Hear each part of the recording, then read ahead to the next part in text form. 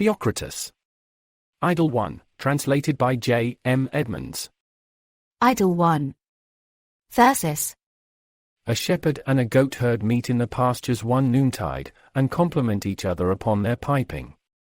The shepherd, Thyrsus by name, is persuaded by the other, for a cup which he describes but does not at first show, to sing him the affliction of Daphnis, a ballad which tells how the ideal shepherd, friend not only of nymphs and mews, but of all the wild creatures, having vowed to his first love that she should be his last, pined and died for the love of another. The ballad is divided into 3 parts marked by changes in the refrain.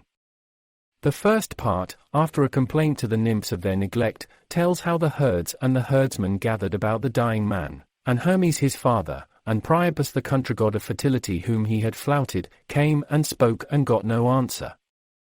In the second part, the slighted love goddess comes, and gently upbraids him, whereat he breaks silence with a threat of vengeance after death. The lines of his speech which follow tell in veiled ironic terms what the vengeance of this friend of wild things will be, for Anchises was afterwards blinded by bees, Adonis slain by a boar, and Cypris herself wounded by Diomede. The speech is continued with a farewell to the wild creatures, and to the wells and rivers of Syracuse. In the third part he bequeaths his pipe to Pan, ends his dying speech with an address to all nature, and is overwhelmed at last in the river of death. The scene of the mime is Kos, but Thyrsus comes from Sicily, and Sicily is the scene of his song. Thyrsus. Something sweet is the whisper of the pine that makes her music by yonder springs, and sweet no less, master goatherd, the melody of your pipe. Pan only shall take place and prize afore you, and if they give him a horny he-goat, then she shall be yours, and if she be for him, why, you shall have her kid, and kids meat's good eating till your kids be milch goats. Goatherd. As sweetly, good shepherd, falls your music as the resounding water that gushes down from the top o' yonder rock. If the muses get the ewe lamb to their mead, you shall carry off the cosset, the ewe lamb come to you. Footnote: Cosset is an archaic term for a pet lamb. Thyrsus. For the nymphs I pray you, master goatherd, come now and sit ye down here by this shelving bank and these brush tamarisks and play me a tune. I'll keep your goats the while. Goatherd. No, no man, there's no piping for me at high noon. I go in too great dread of Pan for that. I wot high noon's his time for taking rest after the swinko, the chase, and his 1-0, the tetchy sort, his nostrils ever sour wrath's abiding place. But for singing, you, Thyrsus, used to sing the affliction of Daphnis as well as any man, you are no prentice in the art of country music. So let's come and sit yonder beneath the elm, this way, over against Priapus and the fountain goddesses, where that shepherd's seat is and those oak trees. And if you but sing as you sang that day in the match with Chromis of Libya, I'll not only grant you 3 milkings of a twinner goat that for all her 2 young yields 2 pailfuls, but I'll give you a fine great mazer to boot, well scoured with sweet beeswax, and of 2 lugs, bran span new and the smack of he graver upon it yet. Footnote 2. Priapus and the fountain goddesses refers to carved effigies. Footnote 3. Mazer is a carved wooden cup. The lip of it is hanged about with curling ivy freaked with a casidony which goes twisting and twining among the leaves in the pride of her saffron fruitage.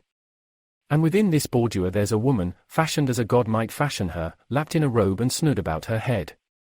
On either side the woman a swain with fair and flowing locks, and they bandy words the one with the other. Yet her heart is not touched by aught they say, for now 'tis a laughing glance to this, and anon a handful of regard to that, and for all their eyes have been so long hollow for love of her, they spend their labour in vain. Besides these there's an old fisher wrought on tea in a rugged rock, and there stands Gaffer gathering up his great net for a cast with a right good will like one that toils might and main. You would say that man went about his fishing with all the strength o''s limbs, he stands every sinew in his neck, for all his grey hairs, puffed and swollen, for his strength is the strength of youth. Footnote 4. Freaked in archaic usage meaning dusted. Footnote 5. Casidony, the everlasting or golden tufts. Some scholars, following Sweden's explanation, take helichrysum as the ivy flower. This meaning may have been invented to explain the passage. It is not recorded in the Scholia. But it cannot be denied that kikonymenos, dusted, suits the groups of dots which represent the ivy flower on many ancient cups. And but a little removed from Master Weatherbeak there's a vineyard well laden with clusters red to the ripening, and a little lad seated watching upon a hedge. And on either side of him 2 foxes, this ranges to and fro along the rows and pilfers all such grapes as be ready for eating, while that setteth all his cunning at the lad's wallet, and vows he will not let him be till he have set him breaking his fast with but poor victuals to his drink. And all the time the urchins got starflower stalks plaiting to a reed for to make him a pretty gin for locusts, and cares never so much, not he, for his wallet or his vines as he takes pleasure in his plaiting. And for an end, mark you, spread all about he cup goes the lissom bearsfoot, a sight worth the seeing with its writ hen leaves, 'tis a marvellous work, 'twill amaze your heart. Footnote 6. Breaking his fast, the chief feature of a Greek breakfast, as the word akritizo shows, was unmixed wine. This, being in a bottle, the fox, even if he wished it, could not expect to get at. Footnote 7. To his drink, refers to a line from Plato's Republic, Epipinontes tuoinu, drinking the wine to the food. Now for that cup a ferryman of Calymnus had a goat and a gallant great cheese loaf of me, and never yet hath it touched my lip, it still lies unhandselled by. Yet right welcome to it art thou, if like a good fellow thou lt sing me that pleasing and delightful song. Nay, not so, I am in right earnest. To tea, good friend, sure thou wilt not be hoarding that song against thuo bst come where all's forgot. Footnote 8. Calymnus is a Greek island near Kos.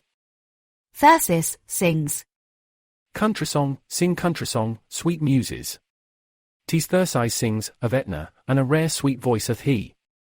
Where were ye, nymphs, when Daphnis pined? Ye nymphs, oh where were ye? Was it Peneus' pretty vale, or Pindus glens? 'Twas never Anapus flood, nor Etna's pike, nor Assis holy river.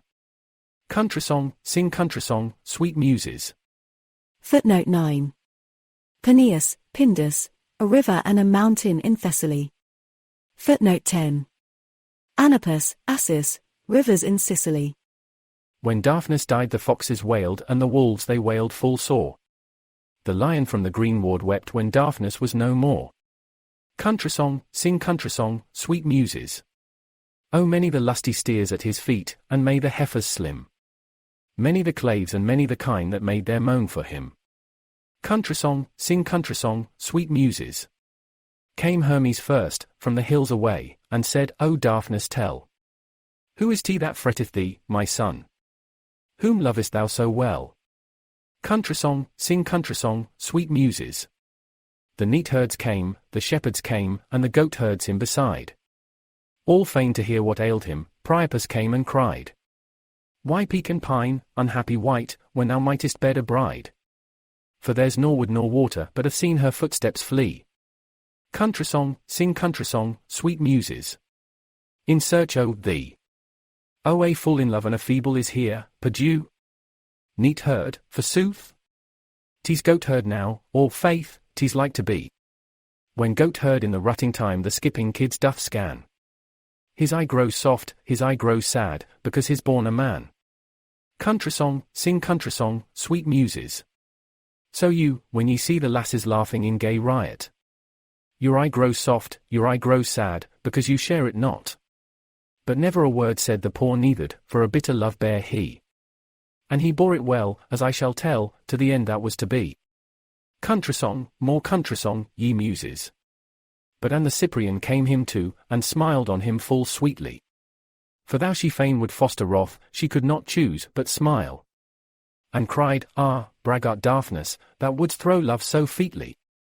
Thou art thrown, methinks, thyself of love so grievous guile. Country song, more country song, ye muses. Then out he spake, O Cypris cruel, Cypris vengeful yet. Cypris hated of all flesh. Thinkest he all my son beset? I tell thee even 'mong the dead Daphnis shall work thee ill. Country song, more country song, ye muses. Men talk of Cypris and the hind, begone to Ida hill. Begone to hind Anchises, sure bedstraw there doth thrive. And fine oak trees and pretty bees all humming at the hive. Country song, more country song, ye muses. Adonis too is ripe to woo, for tends his sheep o' the lea. and shoots the hare and hunting goes of all the beasts there be. Country song, more country song, ye muses. And then Ild have thee take thy stand by Diamond, and say, I slew the neat herd Daphis, fight me thou today. Country song, more country song, ye muses. But 'tis wolf farewell and fox farewell and bear o' the mountain den. Your neat herd fear, your daftness dear, ye'll never see agin. By glen no more, by glade no more. And 'tis o farewell to thee. Sweet Arethusa, and all pretty waters down Thimbris vale that flee. Country song, more country song, ye muses. Footnote 11. Arethusa, the fountain of Syracuse. For this, oh this is that daftness, your kind to feel did bring. This daftness he, led stirk and steer to you a watering. Country song, more country song, ye muses. And Pan, O Pan, whether at this hour by Lyce's mountain pile, or Menal steep thy watch thou keep, come away to the Sicil Isle. Come away from the knoll of Hellas 12 and the how lift high I, the lee. The how of Lycaon's child, 12 the how that gods in heaves envy. Country song, leave country song, ye muses. Footnote 12. Hellas, Lycaon's child, the tombs of Hellas and her son Arcas were famous sites of Arcadia. Come, master, and take this pretty pipe, this pipe of honey breath. Of wax well knit round lips to fit, for love hails me to my death. Country song, leave country song, ye muses. Bear violets now ye briars, ye thistles violets too. Daffodil may hang on the juniper, and all things go askew. Pines may grow figs now daftness dies, and hind tear hound if she will. And the sweet nightingale be outsung the dale by the scritch owl from the hill.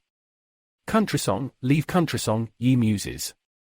Such words spake he, and he stayed him still, and oh, the love lady. She would fain have raised him where he lay, but that could never be. For the thread was spun, and the days were done, and daftness gone to the river. And the nymph's good friend and the muse's fair was whelmed in the whirl 14 forever. There, give me the goat and the tankard man, and the muses shall have a libation of her milk. Fare you well, ye muses, and again fare you well, and I'll e'en sing you a sweeter song another day. Footnote 13. Gone to the river, Akron, the river of death, or over the river. Footnote 14. Whelmed I the whirl, pent by the flood. Goatherd. Be your fair mouth filled with honey and the honeycomb, good Thyrsus, be your eating of the sweet figs of Idyllus, for sure your singing's as delightful as the cricket's chirping in spring. Here's the cup, taking it from his wallet. Pray mark how good it smells, you'll be thinking it hath been washed at the well the seasons. Hither, Browning, and milk her, you.